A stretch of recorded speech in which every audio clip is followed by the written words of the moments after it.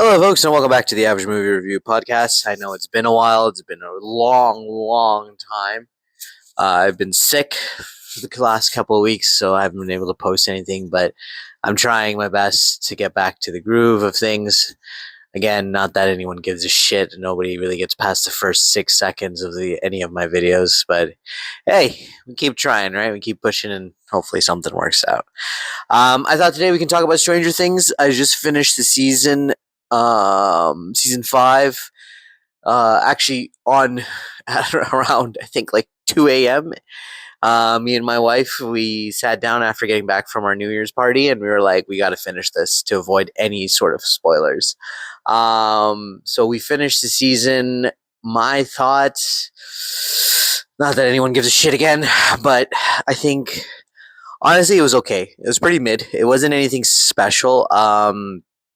This season, there were a few moments that were really, really good. The moment between Steve and Dustin, that was really, really good. You know, when Dustin finally opens up to Steve and tells him, like he doesn't want him to die and like sharing his feelings and all of that. That was very, very nice to watch. I think it was a full circle moment.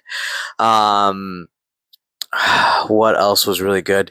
I liked the first 3 episodes of the season because I felt like it kind of set the tone a little bit. It felt like everything was very dire, like the situation was very, very serious and like anything could happen. It kind of also hinted that people might be dying, which is what I hoped for. I know it's crazy to say that, but I really did hope for some crazy deaths. Not that a show needs like main characters to die to make it good, but there is a huge impact when you do kill a fan favorite or a specific character. They did kill one person in the entire thing, and it was just Kali, which kind of didn't really make much of an impact, and I don't think anyone gave a shit about her anyway. So like, no offense to the actress or anything of the character, it's just like a character that nobody really resonated because we only saw her in what I believe was season 2, like for like 5 minutes, I think, if I remember correctly, or season 3. I'm not even sure where she kind of popped in, and like it was kind of like, oh, hi, like like that was it. Like it wasn't anything extraordinary for her to be there, but yeah, there's that, and then we also had what else was really good in this season? Delightful Derek or Dipshit Derek, whichever one you prefer. He was a great addition to the cast. He was funny. He was hilarious. He was really, really good. The scene where Mrs. Wheeler kind of protects Nell, or actually the actress's name is, well, Nell, sorry, Holly, from the Demogorgon. That was really good. That whole scene, that whole last 10 minutes of that, or I don't know if it was the last 10 minutes, but whatever that portion was really done well. Like you felt the intensity of that. So that was really, really done well. 11 had some here and there moments, nothing too fancy, I guess. And yeah, I think. Oh, and then I guess like the finale, the battle was pretty cool, but it was short lived. It was only about 3 minutes long, which was like kind of sad. But the final battle was pretty sick. Joyce, killing Vecna with everyone's flashbacks and memories and everything playing in the background. That was pretty cool as well. I think that was well deserved. But I think that's about it, really. And everything else was like kind of okay. Like nothing, like the writing wasn't that great this season.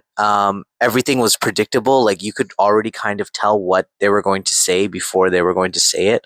Like especially in the end when um what do you call it? Henry was like about to say "We are one," like like you could already tell he was going to make some sort of reference like that. Speaking of that scene, though, I do appreciate that they kept him evil, that there was no redemption arc, because I am so tired of villains redeeming themselves. I'm very happy that Henry just said, "You know what? Fuck it. I'm a villain. I'm gonna stay a villain." I appreciated that so much more, so much more. Um, Very, very well done on that part. That was a lot of fun. Um, I think that was one of the highlights of the season, that they didn't make him good. They just kept him evil, and honestly, that's what we need sometimes. You just need an evil villain for the sake of being evil. Like there's no reasoning behind it. Sure, I guess, but like he's just evil for the game, and I love that. And what else? Like I think I think so. Like that was pretty much it. Like I did see someone say like, this was for the fans and I think the fans will be happy. Like I'm a fan of the show. I'm not like a diehard fan, but I'm like a fan of the show. Like my wife is a diehard fan and she loved the show and she felt like it was a really good ending and she liked how it ended kind of ambiguously and stuff like that. But I personally, I guess because maybe I watch so many shows and stuff and like I can I know what a good ending would look like. I really wish that they had gone a different route. I wish that they maybe made Will a double agent. Maybe he was being controlled by the Mind Flayer the entire time. Mind Flayer realized that maybe Vecna or Henry is too weak. He cannot, finish the plan. It would have been cool if the Mind Flayer, you know, saw that ahead of time and was like, I need to have a backup plan. And that would have been Will, where we could have seen a scene where Will is fighting internally against um, what do you call it, against the Mind Flayer, and then 11 shows up in his mind and he is trying to help Will, and then Will tells her that the only way you can like save us all is by killing me and you have no choice.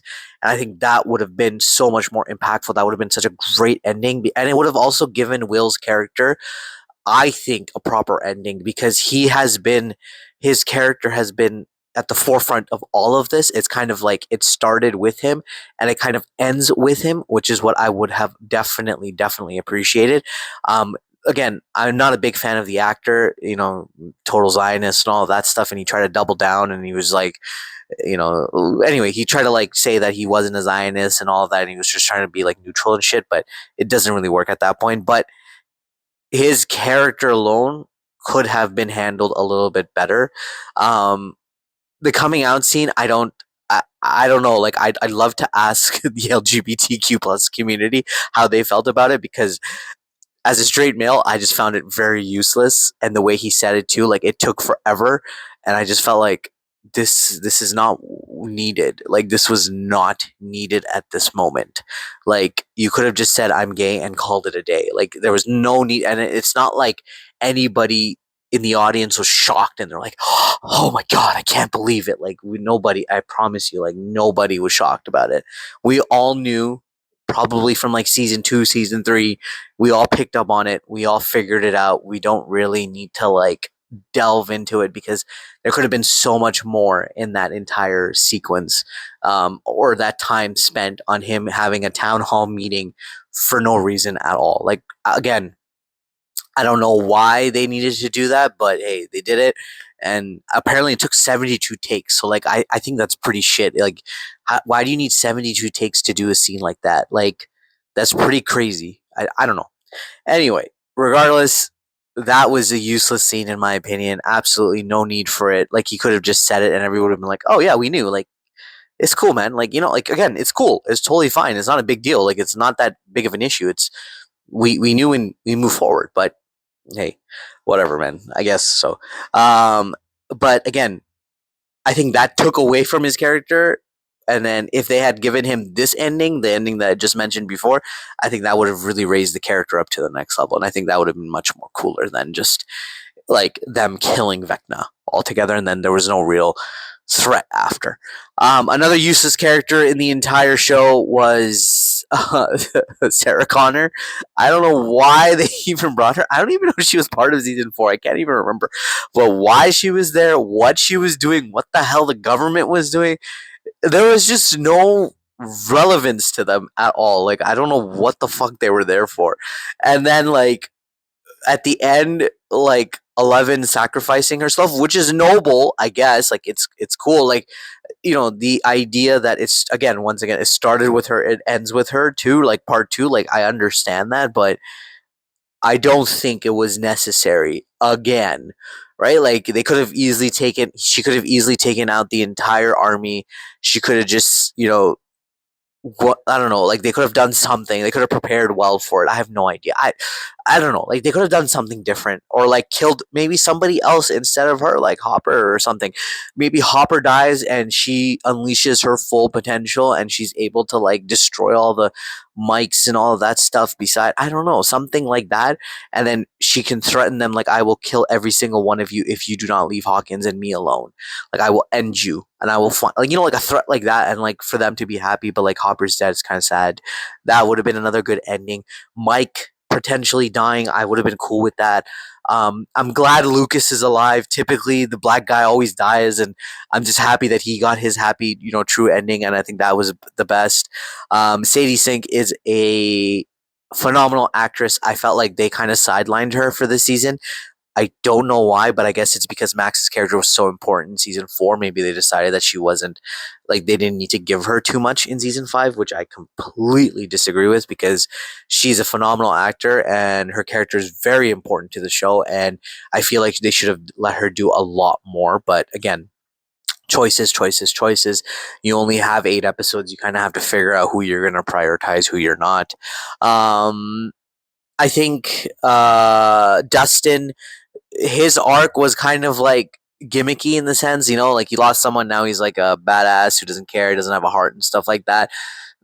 Again, the typical trope. It's not like anything crazy, but again, Dustin, um, Gayton, I think that's his name, does a phenomenal job playing his character. So you can't even hate on the guy for that either. Steve got his final ending, which I'm super happy about. I'm just happy Steve is alive. I feel like if Steve died, I think the whole entire fandom would have died too, because like his character arc, there's no better character arc in the show. I think next to him would be Nancy, because Nancy kind of goes right from the shy girl to this badass chick who kind of looks like Rambo for some odd reason. But Steve's character arc is probably quite possibly the best character arc we have ever seen on television. That is without a doubt. Him going from a total douchebag to a total hero, building this relationship with the kids and everything, just absolutely phenomenal. Having, you know, Robin by his side and all of that too, supporting Robin and everything, you know, supporting Nancy, Jonathan, everyone being there. He's a crucial part of the show, and keeping him alive is definitely something um that, like, I'm glad that they went ahead with. But if even if they did kill him, like, it would have hurt a lot of us, but I think it would have also been like he died a hero regardless. Like, I don't think that anybody would have been like, you know, like, oh, why did they kill him, why did they kill him, like they shouldn't have killed him. Like, we would have understood that, because the reality is, like, when he falls in the last episode and we think, oh, sorry guys, my mic fell. When he falls and like we're like, oh no, he's gonna die, he's gonna die. Like, we all thought he was gonna die. We all grasped, and I think I kind of accepted it. And I was like, okay, they're gonna go with this one. I guess it's kind of cool. But I was glad that he didn't die, and you know, they gave him a great, you know, personal arc, and he had a great ending. I think he had one of the best endings for any character. The idea that 11 is alive somewhere in what seems to be, in my opinion, Iceland or New Zealand, I'm not even sure, is a cool ending, but I feel like it should have ended with them knowing that she was alive, instead of it kind of ending with she may be or she may not be alive. I don't think that's a good ending in my part. Given that 11 is the main character of the show, she is the heart of the show, really. And to not give her a proper ending without us seeing whether she actually died or not, like, I think we needed a definitive ending. I think it should have been she's dead, or no, she's alive, and a hint at the fact that she is alive somewhere. Something of that sort would have been really cool, instead of just a theory that she may not be alive, or she may be alive. Who knows? So something like that would have been really, really cool, I think. Again, the idea that Kali was still alive and was able to conjure all of that up and do all of that, I don't think so. It'd be pretty crazy unless if she used her powers to like kind of like keep herself alive, which I guess is a possibility, but I also don't think that's also a possibility. But hey, I don't know. The Duffer Brothers really thought of it. But yeah, I think overall it was an okay season. I'd definitely give it probably like a 7 out of 10. Not the best season. Season 4 was amazing. Season 4 had some really great highs. I think it was all highs, to be quite honest. And I think trying to match that level is really tough. So they obviously you had to make some certain choices and things, but I think there was a lot more avenues you could have explored instead of going through this one. But again, overall, pretty good show, pretty good, pretty decent ending. Not too bad, and I think the fans are happy. I think that's what matters the most. A lot of the fans were very excited. A lot of the fans got what they wanted. And the show itself will always go down in history as one of the best shows on television, to be quite honest, regardless of this season. Like, it's still an amazing, amazing show. Even if you watch from season one to all the way to season five, it has been a wild ride, and I think everyone has enjoyed it. Like, the hype for this show keeps coming and coming, and like, also, like, I know I have said before, like, maybe people won't care as much because of the distance, or like how long it's taken for the show to kind of come back. But I was wrong. The reality was I was wrong, because the truth is, like, people did care. Like, people went and watched it in theaters. People watched it the moment it happened. Netflix crashed when the season finale released at 8 p.m. Like, pretty crazy stuff. So clearly the fandom is there, the base is there, and people have shown the show the love that it deserves. And I hope that if they do end up doing a spin-off or something, then maybe they do answer a few of these questions, or maybe they do kind of hint that 11 is alive. Mike and 11 are happy together, or something of that sort, or they do reference the old TV, and I mean the old show and everything like that too. So that'd be pretty cool. But yeah, let me know what you guys think. How did you guys like it? Was it fun for you? Was it terrible? Was it something you hated? Was it something you loved? I'd love to hear from you, and I'll catch you on the next one. Have a good one, guys.